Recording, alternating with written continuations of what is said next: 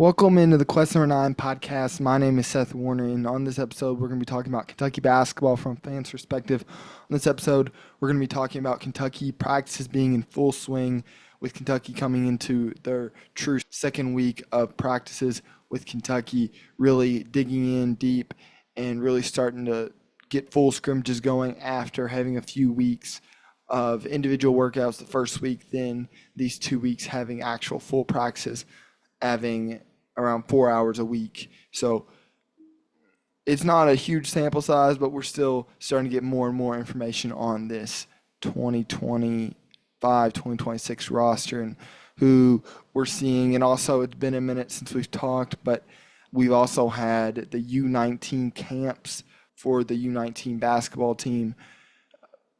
We had a few representatives there with Malachi Moreno, Jasper Johnson.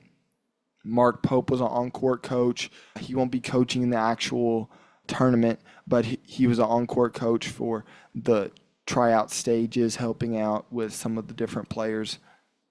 And with Kentucky having a lot of new faces coming into this season, it's really interesting to see how they adapt and who they see excelling from their perspective, coming from somewhere different and not having as much prior experience with this roster.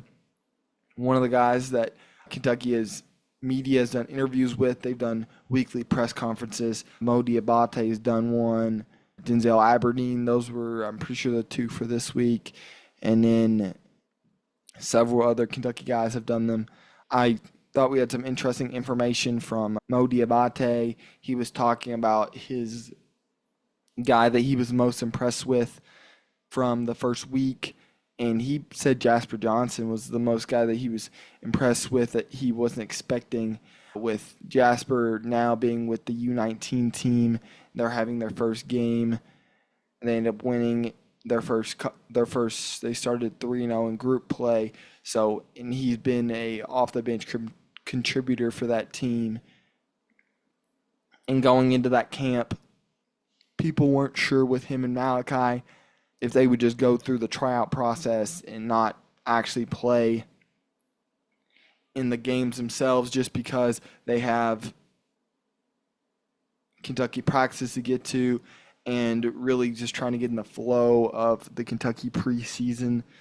We have Purdue, a big game coming in October, so Kentucky's going to really have a lot of time, not a whole lot of time before we really start heating up this preseason and this overall, this offseason in general with these new Kentucky players.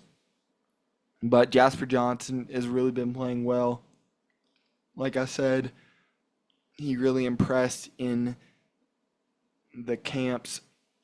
Malachi Moreno also impressed. Both of them would have probably made that top 12 roster, but Malachi ended up getting hurt, and it was kind of a mutual decision just with him.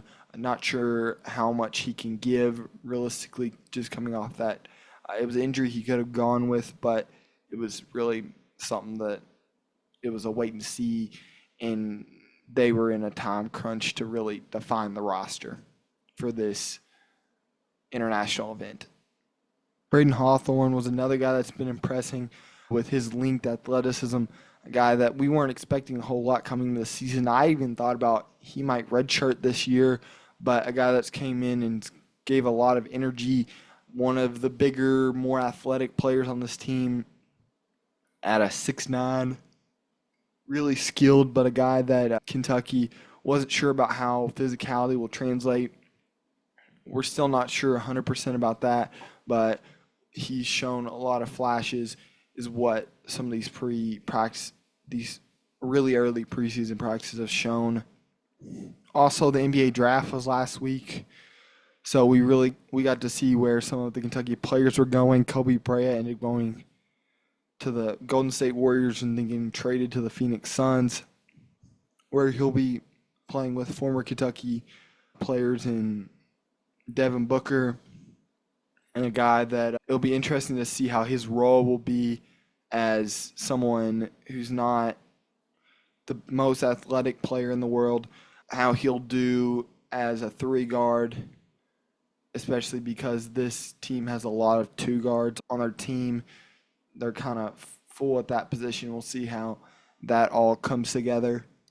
And then we had Amari Williams, who got drafted to the Boston Celtics. Also in the second round, it'll be interesting to see how that goes with them just trading Kristaps Porzingis. I don't think he'll be the starter or a upper amount of minutes guy, but I think he can give the Boston Celtics some physicality, some rebounding, and the ability just to do a lot of different things on the floor and be one of the more well-rounded players that you'll see, especially last year in college basketball.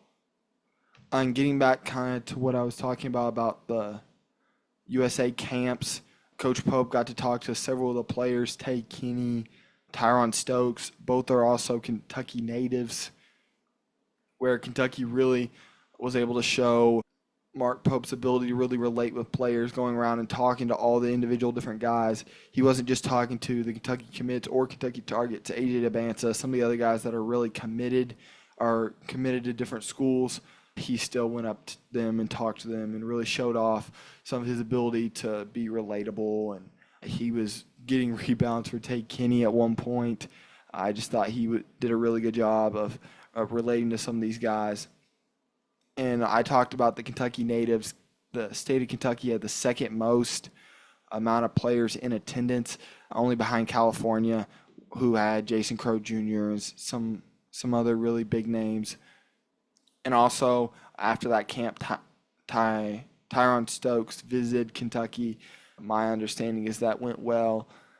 He posted all of his pictures on his IG. It seemed like it went well with him and his family having fun.